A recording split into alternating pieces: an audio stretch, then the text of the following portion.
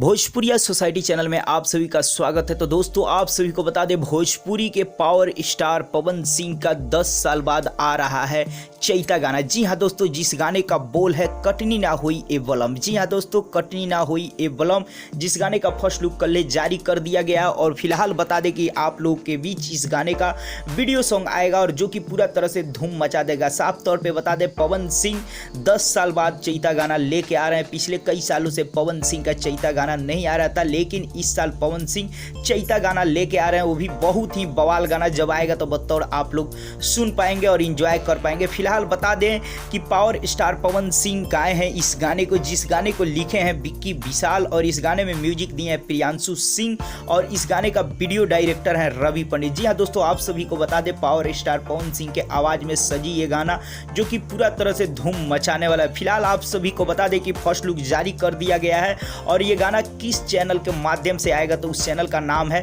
Web music YouTube channel. जी हाँ दोस्तों, web music YouTube channel के माध्यम से इस गाने को रिलीज किया जाएगा, वो भी बहुत जल्द, क्योंकि अभी फिलहाल ये गाना कमिंग सून में है। और साफ तौर पे बता दें, बीते 4-5 रोज पहले ही इस गाने का शूटिंग हुआ है, जो कि रवि पंडित डायरेक्टर हैं, जो कि बतौर इस गाने को बहुत ही जबरदस्त डायरेक्ट किए हैं। और हालांकि आप सभी को बता दें कि इस गाने में परफॉर्मेंस की बात किया जाए तो पवन सिंह बतौर नजर आएंगे। पूरा देसी टेस्ट आप लोगों को इस गाने के माध्यम से मिलने वाला है। फिलहाल आप सभी को बता दें कि वीडियो सॉन्ग आने वाला है, तो आप लोग तैयार रहें। बहुत जल्द इस गाने का रिलीज डेट का अनाउंसमेंट होने वाला है। उसके बाद ये गाना फुल एचडी में फुल वीडियो सॉन्ग आप लोग के बीच रिलीज किया जाएगा। अभी फिलहाल आप लोग को मैंने बताया कि फर्स्ट लुक जारी कर दिया गया है, जो कि ऑफिशियली फर्स्ट लुक जारी हुआ है, और बतौर आप लोग के बीच ये गाना पूरा धूम मचाने आ रहा है।